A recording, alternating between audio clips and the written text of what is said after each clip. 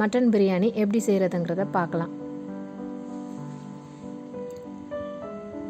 தேவையான பொருட்கள்: mutton 300 gram, அரிசி 1.5 கப், தயிர், மஞ்சத்தூள், இஞ்சி பூண்டு பேஸ்ட், கிரீன் சில்லி, ஒரு பெரிய வெங்காயம், நெய் தேவையான அளவு, சில்லி பவுடர், கொத்தமல்லி, புதினா, தக்காளி 1. இது பிரியாணிக்கு தேவையான மசாலா பொருட்கள்.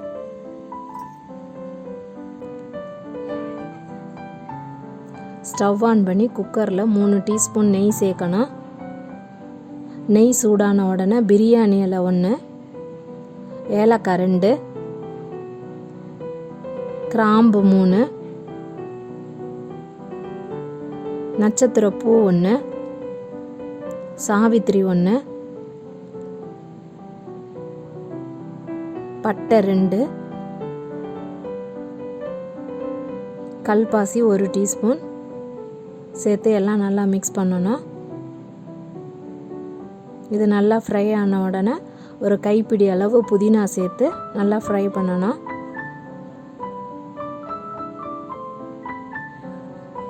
இதோட பச்சை மிளகாய் நீள் வாக்கில் கட் பண்ணி 5 சேர்க்கணும். இதோட ஒரு பெரிய வெங்காயம் சின்னதாக கட் பண்ணி அதோட சேர்த்து நல்லா ஃப்ரை பண்ணணும். இதெல்லாம் ஃப்ரை ஆன உடனே ஜிஞ்சர் கார்லிக் பேஸ்ட்டு 4 டீஸ்பூன் சேர்த்து அதனோட பச்சை வாசம் போகிற வரைக்கும் அதை நல்லா ஃப்ரை பண்ணணும்.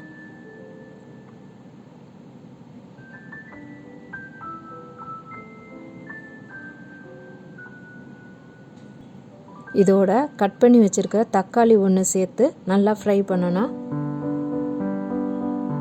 இது நல்லா ஃப்ரை ஆன உடனே மஞ்சத்தூள் 1/2 teaspoon, chilli powder 1 teaspoon, salt 1 teaspoon சேர்த்து நல்லா மிக்ஸ் பண்ணணும்.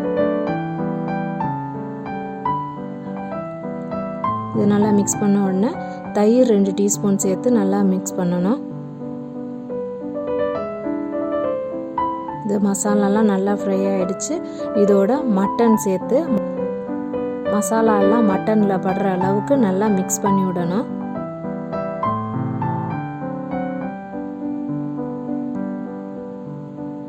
இதை நல்லா மிக்ஸ் பண்ணிவிட்டு அதோட ஒரு கப்பு தண்ணி சேர்த்து குக்கரை மூடி 6லேருந்து 8 விசில் வர்ற வரைக்கும் வேக விடணும்.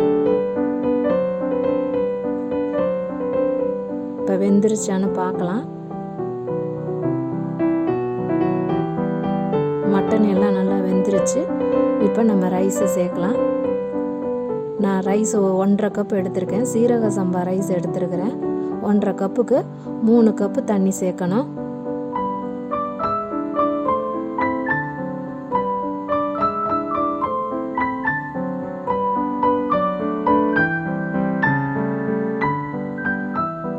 இதோட ஒரு கைப்பிடி அளவு கொத்தமல்லி சேர்த்து 1 டீஸ்பூன் நெய் சேர்த்து நல்லா மிக்ஸ் பண்ணி விட்டு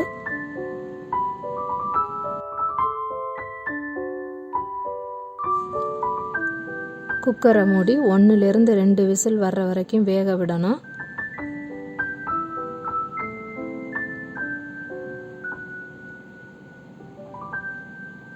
இப்போ மட்டன் பிரியாணி ரெடி ஆயிடுச்சு.